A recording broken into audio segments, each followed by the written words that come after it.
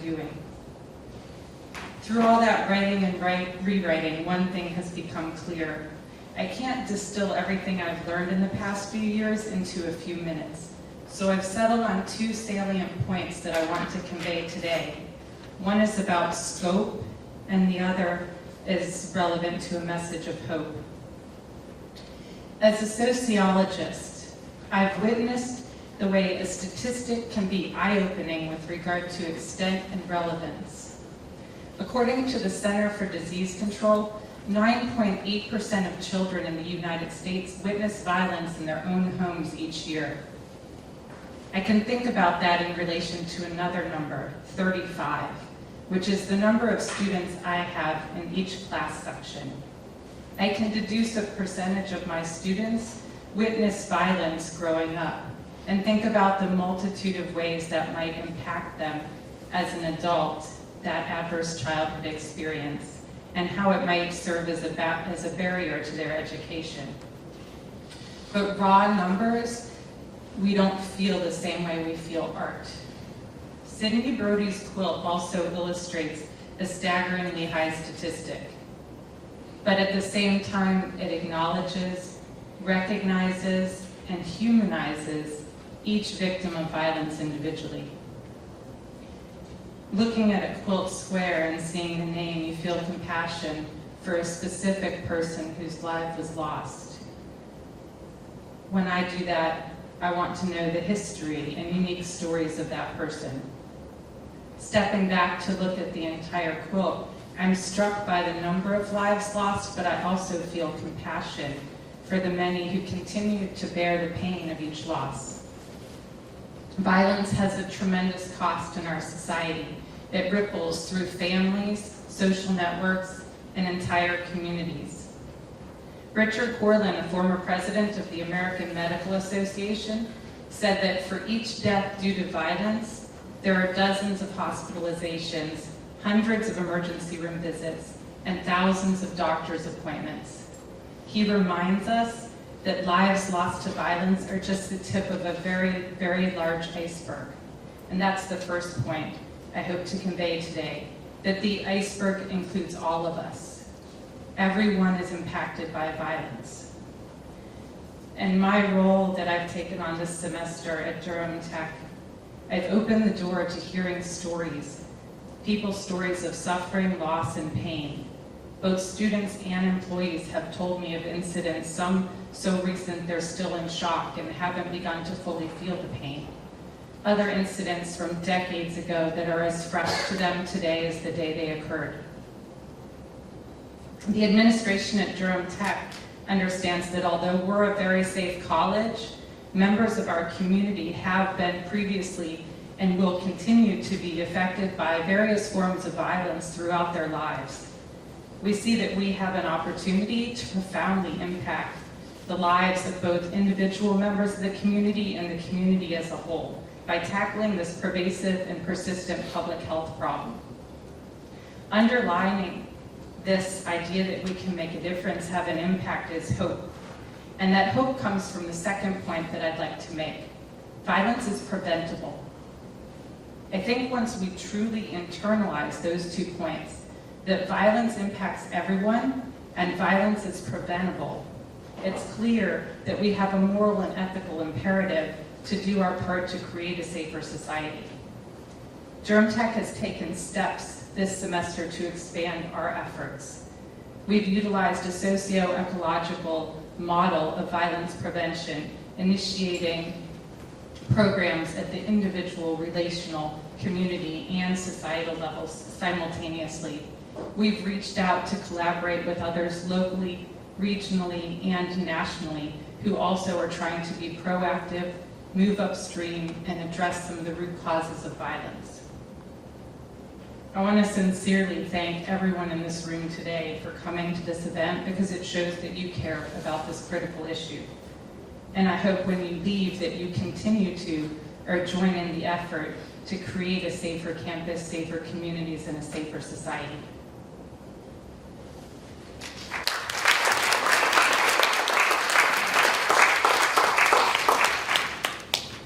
I would like to introduce Lisa Richmond, whose son was killed in May of 1999 and is one of the people commemorated on the memorial quilt.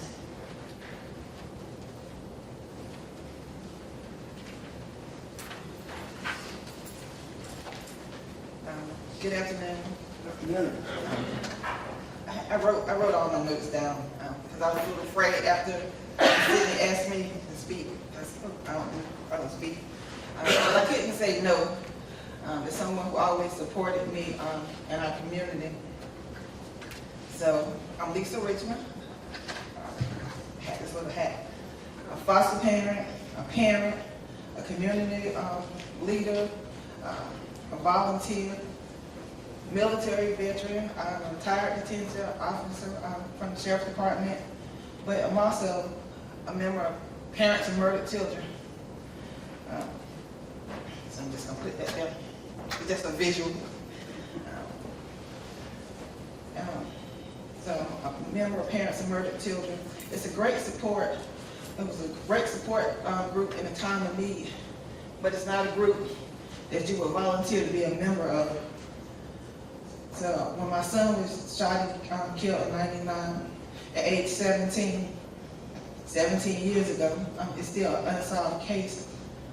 I didn't get to see him graduate, have a family, but his friends, they came by. I got to see other young people, have those things, and only to wonder what it would be like, if my son made it to be an adult. Life ended too short. Then I was left afraid for my younger son, who was 3 at the time, just to become an adult. Just praying, hoping nothing happened to him, and then just really being afraid when he was turning 16 and 17. Not even knowing that he actually had the same fear. When he turned 18, it was like, they love Facebook, his Facebook status. I'm glad to see 18. Then it was that thing, I'm thinking, maybe I instilled that fear in him too, because I was so afraid something was going to happen to him at such a young age. Young people were just shooting and killing each other like life didn't matter.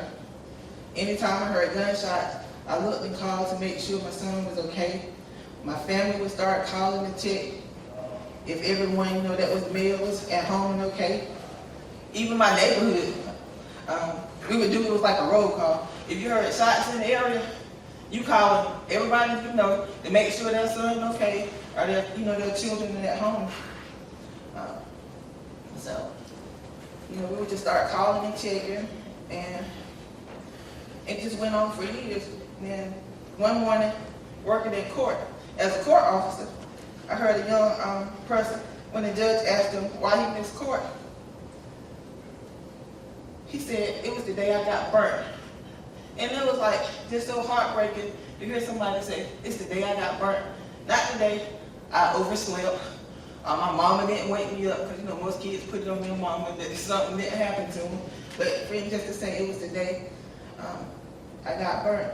So then I saw that, young people just didn't value their life.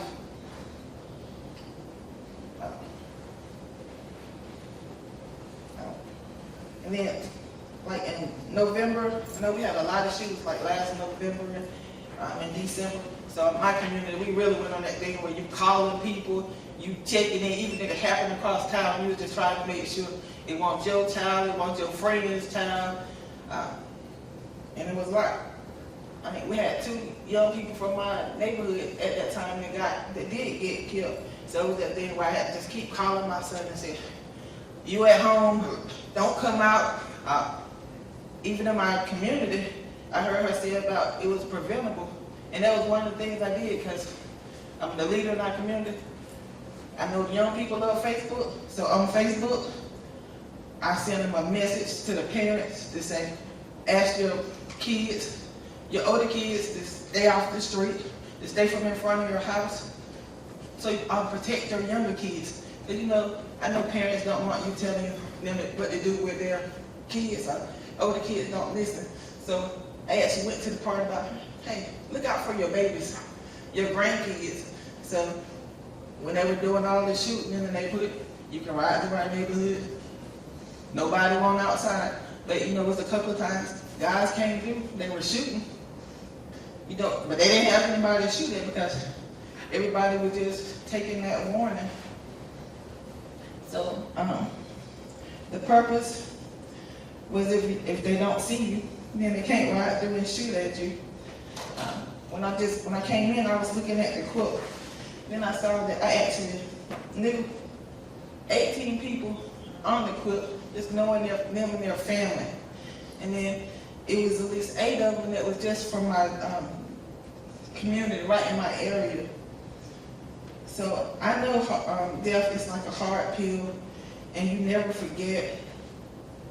You get all the rest in peace for your loved ones, but families are forever changed.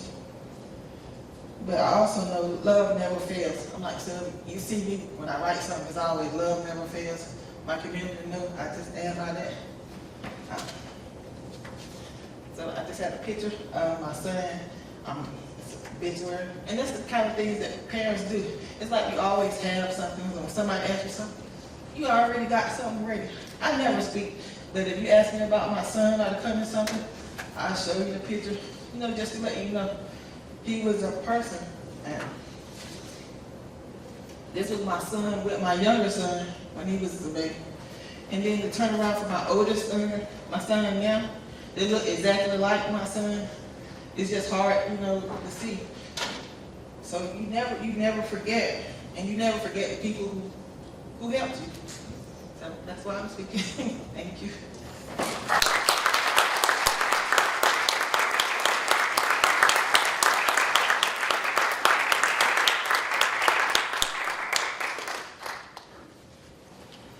Before we introduce Sidney, who is the creator of the quilt, we thought that this would be a nice time to take a moment of silence and just think about the people who have lost their lives who are represented on the quilt. So we're going to take a moment.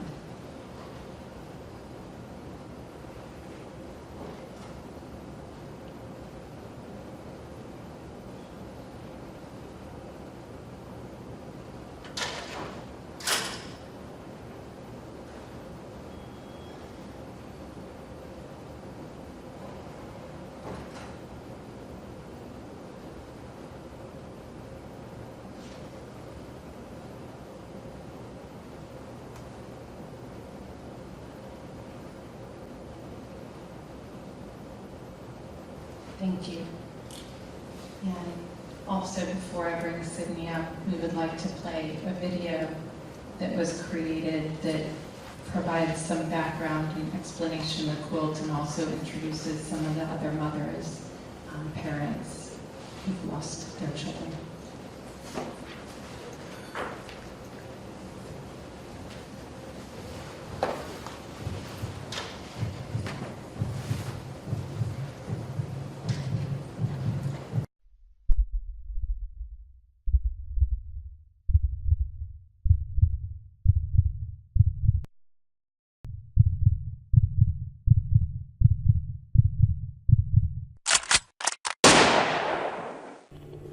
Hi, I'm Sidney Brodie.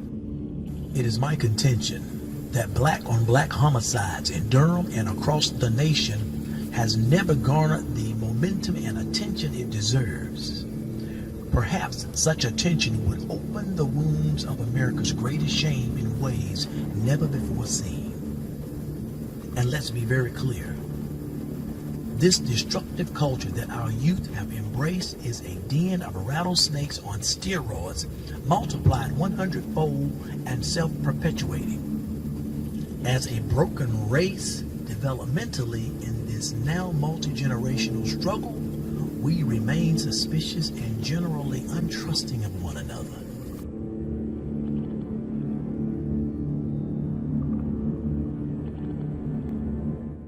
My son was shot on Queen Street, March the 25th of 1997. I was at work when it happened, so I got a call from my daughter to tell me that her brother had been shot, and for me not to get upset. So I go to the hospital and I found out that my son had been shot in the head, but he was still alive. And unfortunately, he didn't survive, but I got to be with him for, I'm sorry, the 18 hours that he lived before he passed away. The quilt had about 12 to 15 names that I knew, and a lot of them were like friends of my son. My son was murdered on February the 19th, 1994. He was on his way home from his work out at the Sheraton hotel. He worked there, and he was coming home and had gone to off of Club Boulevard. He was taking somebody home. So I was told, I have no idea, but he was carrying somebody home, and when he came out, there was a group of boys that stopped him, and I understand at the trial that they said, "What are you doing here?" And he says, "Nothing." And they said, "Nothing?" Well, then one said, kill him. Whether that's so or not, I don't know. So I encountered the quilt as part of my work with Religious Coalition for Nonviolent Durham. I took over as director of that organization beginning of 2017, and ran into the quilt at one of our vigils. One of our primary practices is to gather with families at the site of violent deaths in Durham, and gather people of faith and goodwill around with them to sort of, on behalf of the community, to mark the significance of what's been lost. The thing that the quilt did best for me is that it captured the immeasurable. We try and always say, when we're talking about an individual death, that any one of those losses is immeasurable. What could have been, what was left behind, those things we can't capture. And so I think all the more so when you talk about homicides in a year, right? How many folks we lost in Durham in a year, that just gets to feel all the more immeasurable. So for me, standing next to the quilt and seeing this history laid out, these individuals wrapped together, representing the totality of what we've lost as a city, you feel like this captures it. You feel a sense of, like this somehow manages to say what I can never find the words to say. Recently, I was visiting a friend, and you go into the entrance and you have to go through security. And as soon as I went, put my purse through, and everybody knew I wasn't carrying, and got through. I didn't even have to look up. My vision was taken by this wall. I met Sidney in maybe 1995, and that would be about right. I know we had little kids. I knew I was a lot younger. So it's been decades. I didn't know about the quilt's history of. It seems like the quilt and the coalition have overlapped many, many times. But so my first time was meeting Sidney and his brother, and it was first time seeing the quilt, and it was not surprising to me at all, as someone who's been a musician, who's studied music, that a musician came up with this.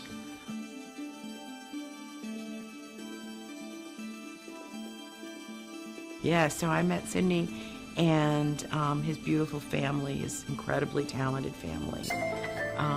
many years ago, and the affinity was striking. That we both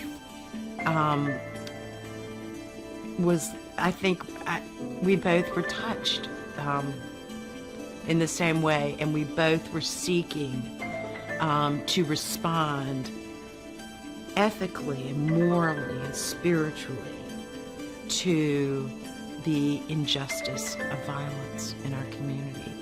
And you don't meet somebody like that every day. So I was very struck. There was a bond that I will never be broken.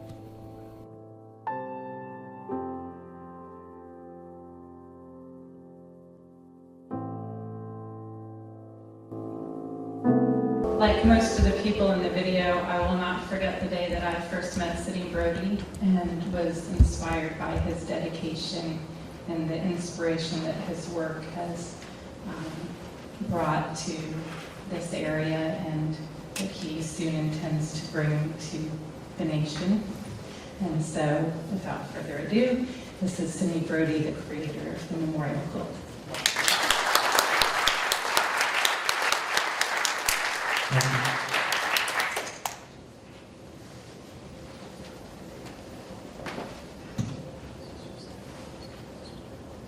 Gotta get my brain, y'all.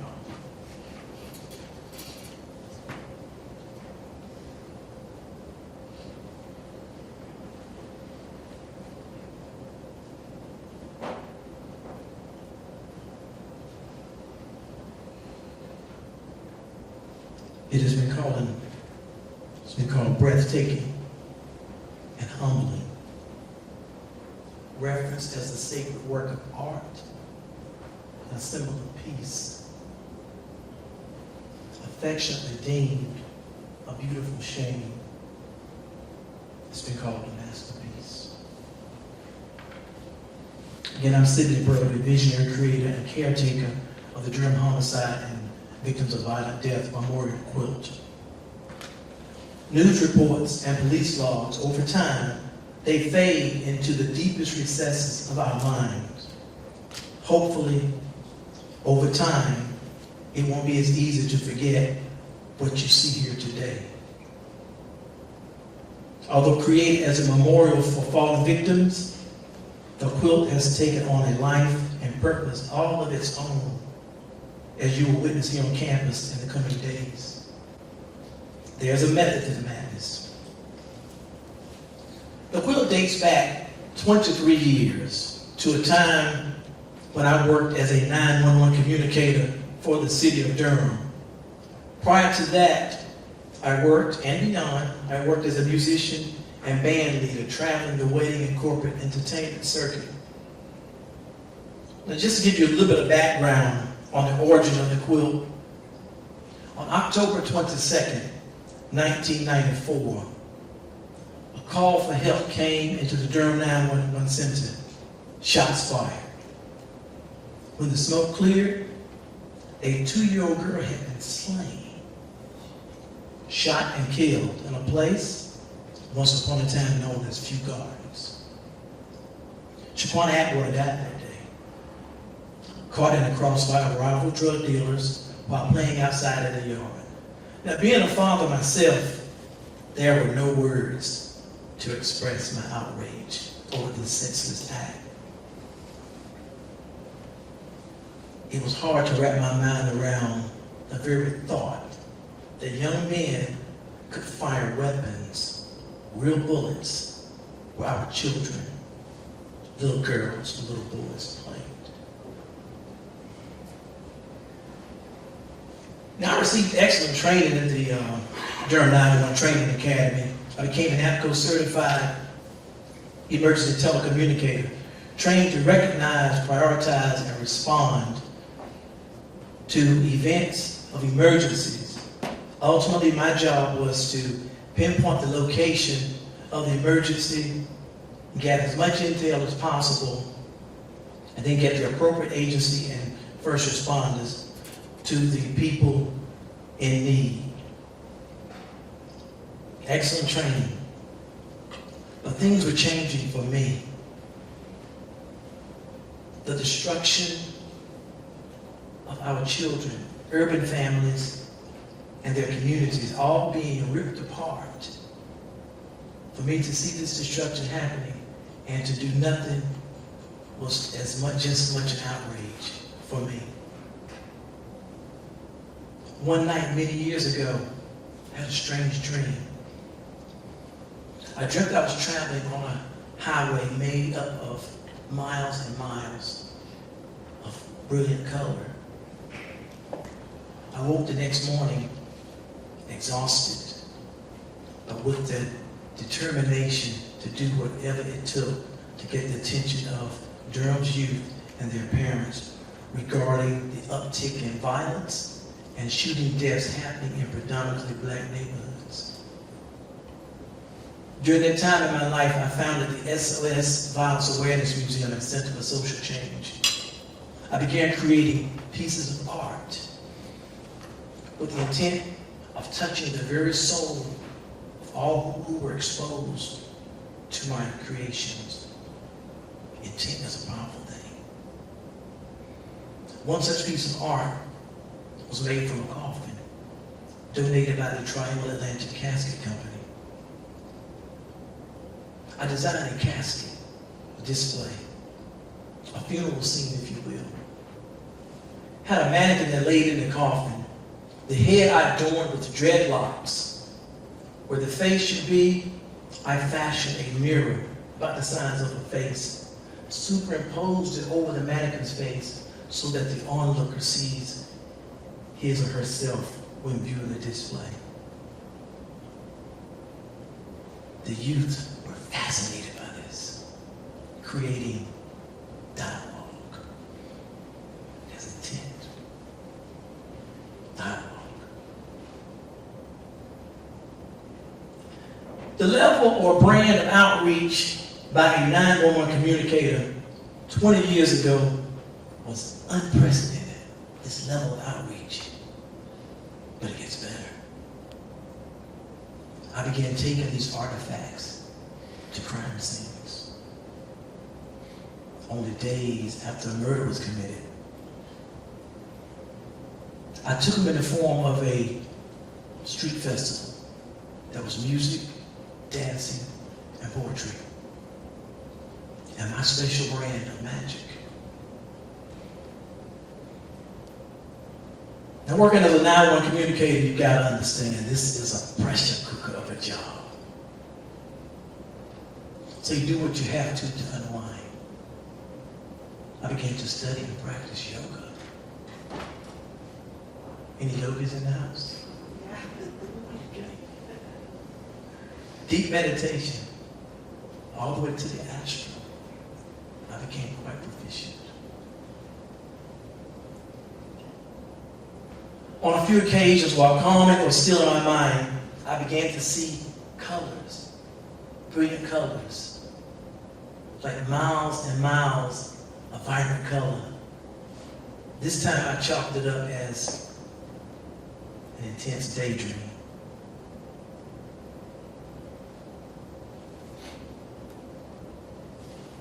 A couple of weeks after the second such occasion, one of my volunteers with my Stop the Violence organization came to me, Greg. He came to me and told me I needed a quilt commemorating the lives of people killed in Durham due to violence. We talked about it at great length. He told me of a quilter, a friend of his that made quilts. He was so sure that she would sew the quilt for me, maintain and put the squares on the names. It took him a while to get in touch with her. Once he finally reached her, he came to me and told me that he had talked with the lady and that she was unable to assist with the effort at that time. Greg vanished. It's been over 20 years ago. I have not seen Greg since that time. So now I was faced with the task of finding someone to help me put this group together. It's a great sound, a great idea to me.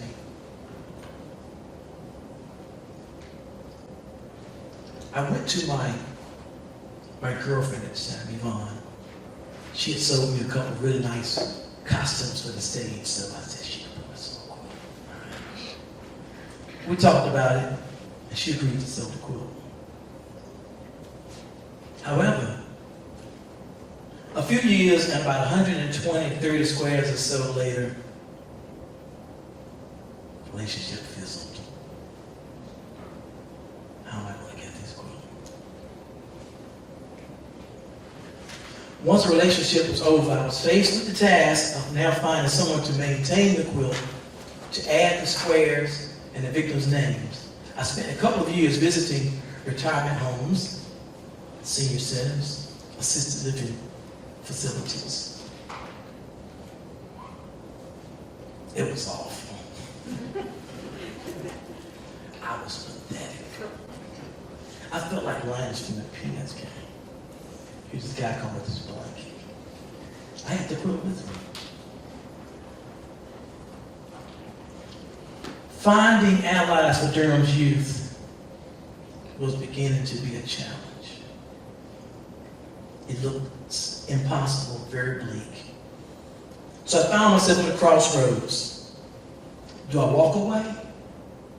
Or the only other alternative was to learn to craft myself.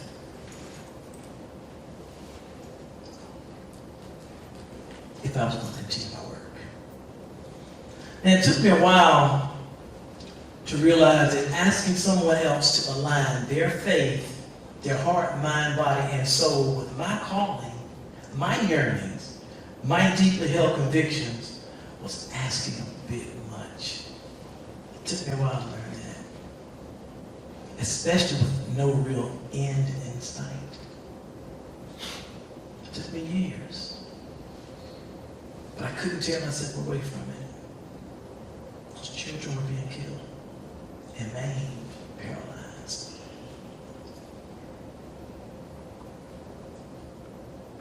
But you continue to put yourself out there because no man is an island, and I know that. I know that. We need people. No one can do this alone.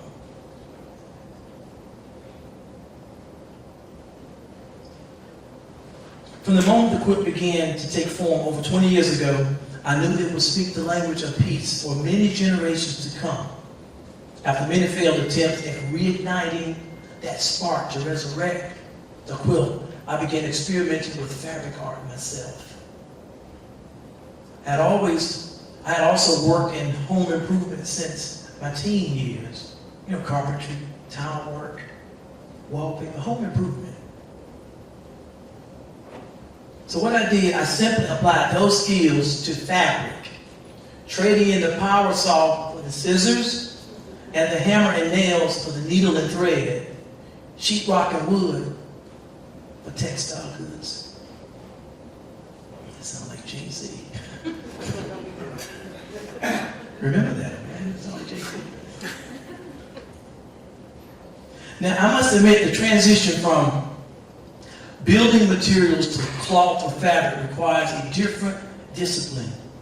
It's a whole nother chapter book in finesse. But the simple substituting of tools and materials coupled with a generous amount of determination and a healthy dose of outrage allowed me to fuel and propel my vision. After 11 years of quietly monitoring and documenting Durham's homicide victims, hoping a talented seamstress would show up, I had become a quilter, a tailor of sorts, instructing a handful of volunteers on cutting, sewing, and assembly. Right, Lisa? She was there. She cut some of that stuff out.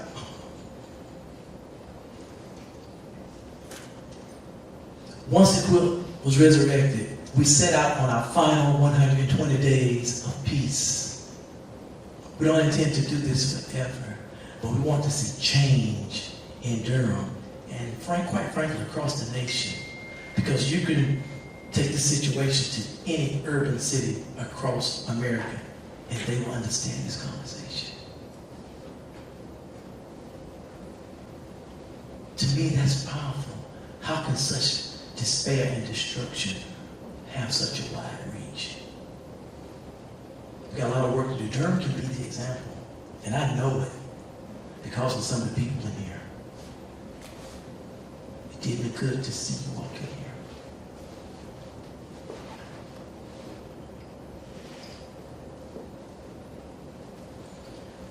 Finally realizing the significance of those nights of slumber with miles and miles of colorful roadways that I saw so vividly more than 2 decades ago.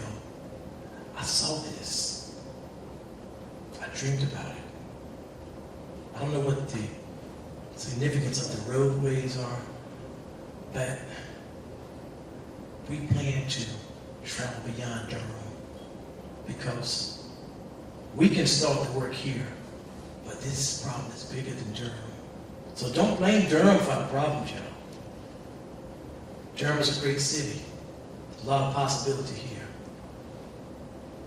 It's because of the good things, the building, what I see when I ride around this town, being a native and lived all my life. I love what I see, and that's why this fight is worth it. That's one of the reasons this fight is worth it. This is a great place to live. It's going to take all of us. This quilt has connected everyone. Yes, my focus is what's happening in the black community because it's far-reaching. But everybody's on that quilt. We don't need the white people. We got white victims on this quilt. We got quite a few Latinos on this quilt. We got young children, babies on this quilt. We got businessmen just trying to earn honest living at their stores on this quilt. We got a problem. But we've had problems historically through the building of America. And people, there was always somebody that came along and made things better. So I know we can do better than this. And you guys know it, that's why you're here. Because you know, we don't have to settle for this. I'm getting off script, I'm sorry. I recently took a teleprompter class on practicing, okay? Is everybody all right? All right. These events are kind of unpredictable because no one gets excited about going to hear about people that were killed. But you guys showed up. You showed up. It's not easy to get people to these types of events. And that's all the more reason why we should thank God that this came down the pike. Some people love, they love to see beauty. It's beautiful. It's been called a beautiful shame. But there's a reason why it's beautiful to us. And that's what we gotta get at. Why is this so beautiful to us? That's the reason for that. Beauty's good. It's an attraction, right? Okay, so we're here. Now what do we do? That's the challenge. That's the work. I want to thank Connie for reaching out to me for the purpose of bringing the quilt to the campus. This happened after Connie helped the residents of McDougal Terrace carry the quilt through the community during their observance of National Night Out this year. Connie, raise your hand. Put your hand. That's Connie, y'all. Bless you, Connie.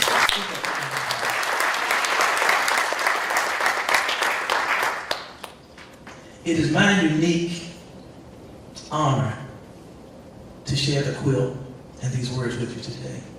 It is my hope that this has been a thought-provoking experience for you as well as offering hope for a brighter tomorrow. I'm going to grab my guitar. Is that okay? I'm going to grab my guitar. Hang on 1 second.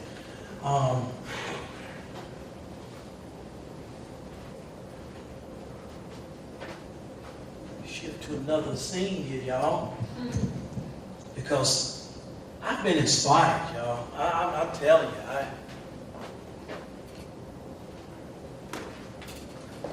And This won't the way I'm supposed to done this, y'all, but I left my guitar stand in the warehouse. So, y'all just bear with me 1 second. We can go to the next phase of this right here.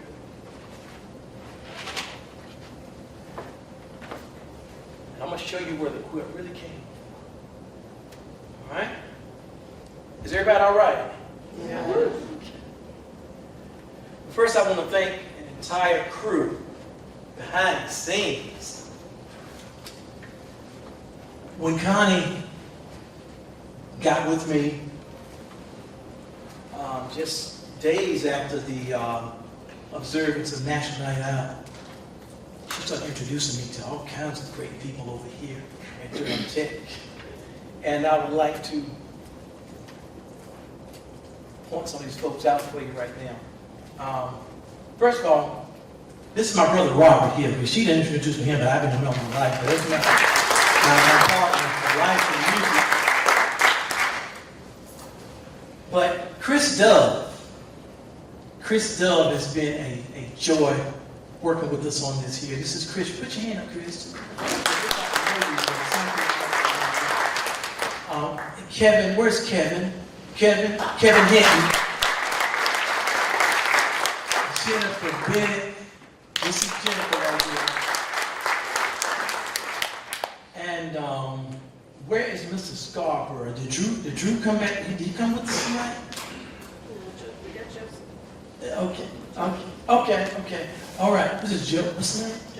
Joseph. Okay. All right. Let's hear for Joseph.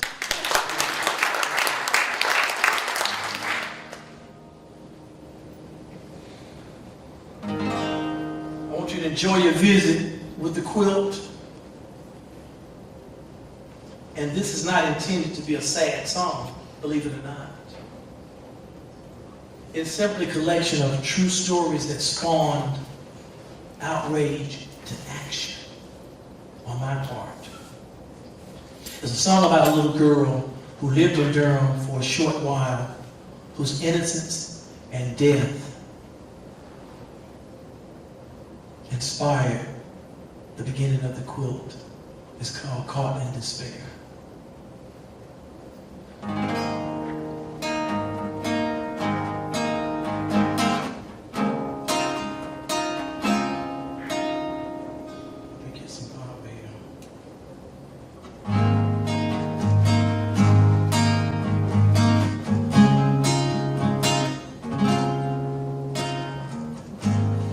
Happened one October day, 22 of 94. A child having her way outside as she played with her friend next door. When the span claimed her life, changing the world as I knew. Something is wrong, something ain't right, no. The child caught in despair, again and again, same old thing, same old thing. Our children struck down in cities and towns are taking this vicious game. And then to Guatemala, 5 years old, caught in a crossfire, confined to our chair. What would Martin or Malcolm say? What would they think of self-degradation? Or the child flat on his back, caught in a hell of desperation. But this was a war, and no one knew all the lives we were slated to lose. Caught in despair, caught in despair, another child caught in despair. Now, 2017, with world unrest, as governments are taking over governments, we've got to learn to fight for ourselves. 'Cause this is a war, and no one knew all the lives we were slated to lose. Caught in despair, caught in despair.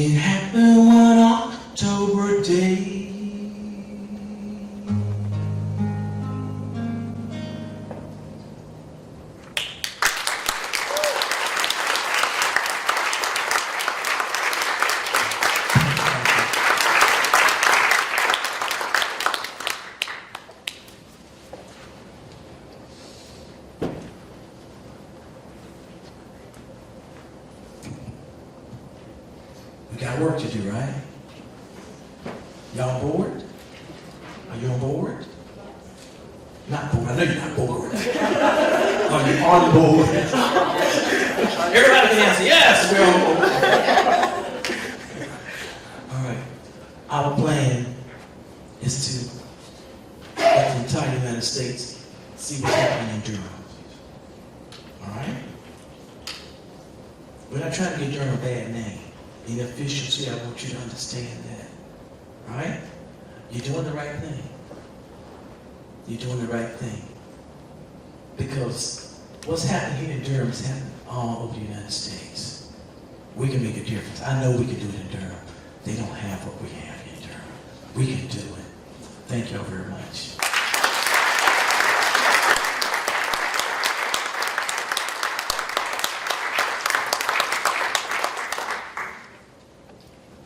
We are done with our official program, but the room is going to be open until 4:30 for people to look at the quilt, to talk to Sidney, and I also want to point out in the back, Karen, would you give us a wave? Karen is here in case anyone, oh, we can clap for her. Karen has come not only to enjoy this program, to be here in case someone has had an emotional reaction and would like to talk to someone. She's from our counseling center, if anyone's unaware.